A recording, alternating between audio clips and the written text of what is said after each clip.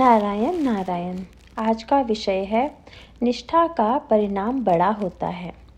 भगवान में पूर्ण निष्ठा रखकर गृहस्थी में अपना कर्तव्य किया तो हमें दुख करने का मौका ही नहीं आएगा। हमारे यहाँ हफ्ते का बाजार लगता है। पति पत्नी का एक जोड़ा बाजार के लिए आया था। शाम हो गई। उनका घर बहुत दूर था। वे दोनों आपस में बात कर रहे थे।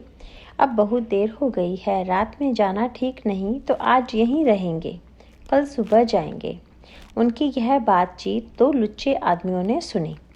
वे लोग उनसे बोले, आप लोग घबराते क्यों हो? हम आपके साथ हैं ना। हम आपसे आगे के गांव जाना है। हम यह राम की साक्षी में कह रहे हैं, तो आइए चलें। उन पति पत्नी को वे लोग बुरे हैं ऐसा नहीं लगा।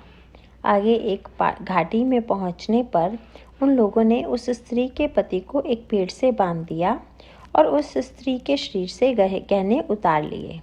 लेकिन बाद में जब उन्होंने उस स्त्री के आंचल से हाथ हटाया, तब तो वह राम को पुकार कर बोली, भगवान राम, मैं तो कोई इन दोनों के लोगों के विश्वास पर नहीं आई।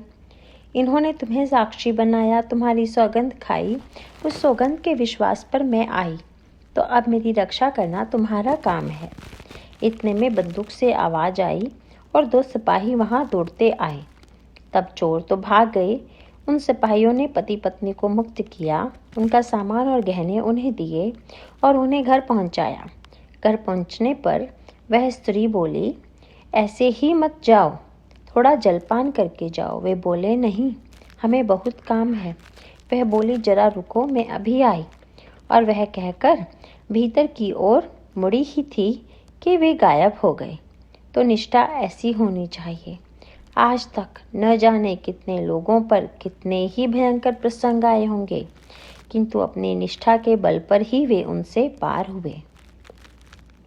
सगुण भक्ति का यदि कोई बड़ा लाभ है तो वह कि हम राम के चरणों पर माथा टेकते हैं, तब हमारी भावनाएं उभर जाती हैं और ऐसे समय हम राम से कहें, हे राम, अब तुम्हारे सिवाय मेरा कोई नहीं है, तो मुझे अपना बना लो। शायद मुझ में अवगुण होंगे, लेकिन अब तुम्हें मुझे ठुकराओ मत। मैं तुम्हारी शरण में आया हूँ।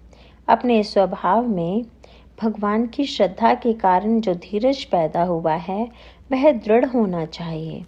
जो भगवान के प्रति निष्ठा दृढ़ करेगा, उसके प्रति संसार की निष्ठा होगी। ऐसी निष्ठा होने पर लोग देवता को अलग करते हैं और ऐसे निष्ठावान व्यक्ति को भजते हैं। निष्ठा का परिणाम बहुत होता है। नारायण नारायण।